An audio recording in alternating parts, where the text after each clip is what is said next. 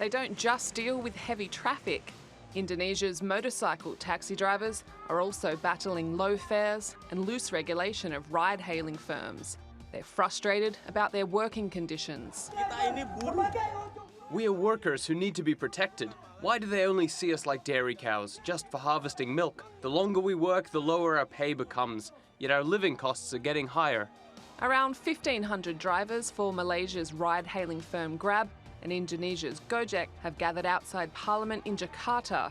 They're demanding legal and social protections and higher pay. It's the second protest in 2 months, as drivers say their requests have fallen on deaf ears. Yes, I admit when I first joined the company, our income was better compared to the past. But as time went by, the changes in fares haven't met the drivers' demand, which is 29 cents per kilometre. In fact, now it is worse than before. The current rate is 11 cents per kilometre, but the drivers want an increase of 150%. Ride-hailing startups like Grab and Gojek have been locked in price wars to gain market share in Southeast Asia's $20 billion market.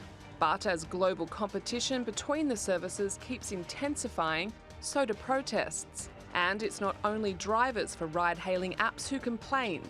Vietnamese drivers for Uber and Grab went on strike in January. Many said they could lose their cars after commissions had been increased without consulting drivers. Last month, drivers for Uber and local competitor Ola went on a nationwide strike in India. They say low pay has left many drivers in huge debt. And traditional taxi drivers were on strike in Turkey last month. It's one of the latest in a series of international and sometimes violent protests against competition from Uber. From South America to Europe, taxi drivers around the world have been fighting Uber-like business models for years. They argue the apps are bypassing licensing and regulation, which leads to unfair competition.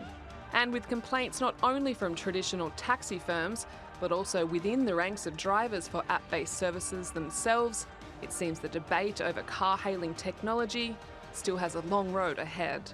Liz Maddock, TRT World. Santosh Rao joins us now from New York. He's the head of research at Manhattan Venture Partners, a merchant bank. Santosh, great to have you on the show, as always. Let's talk about what's happening in Southeast Asia. Now, Uber's departure from that part of the world showed how tough a market that is. But the domestic firms are also facing the same problems. In other words, low margins, long break-even horizons. Does that essentially mean that they are kind of going to go the same way as Uber in that part of the world? Yeah, thanks for having me. I think this whole ride-hailing market is still in a flux. It hasn't found its equilibrium yet. There's a big battle between the drivers, how much commission you pay out to them and how much you keep. So I think that'll take its course. I think initially the whole thing was to get out there, get market share. The business model was not sustainable. They were paying out 80 cents on a dollar to the drivers and really keeping very little. So the drivers initially, they had enough money to go around. But now, as the pressure to show some profitability and as the industry has anchored itself and has shown that it's not going anywhere, people need it, it's become part of the lifestyle, the companies, Ubers and Lyfts and other companies, have some leverage on their side. They're going to demand more. They're going to start paying out less. And that's what's happening. The drivers cannot sustain themselves. The easy money is gone. So I think we have to see how the regulations and everything plays out and where the right balance is. Because if they pay out more and more, the model is not sustainable. If they pay out less, the drivers are not happy. So it's still in a flux. We'll see where it settles. That's why you see all this move towards autonomous cars and to try to eliminate the driver costs. So there's a lot of movement going on there just to eliminate the biggest cost that these companies have. So the drivers in the whole model are essentially a stopgap before they ultimately go completely autonomous. That's the plan by what it looks like. But look, you mentioned regulation, and I think that's probably absolutely crucial. A good example is, I think, what happened last year in Europe, where they deemed Uber to be a transport company, and so they could be regulated as a transport company and not a tech company. Are you expecting something similar to happen in Southeast Asia?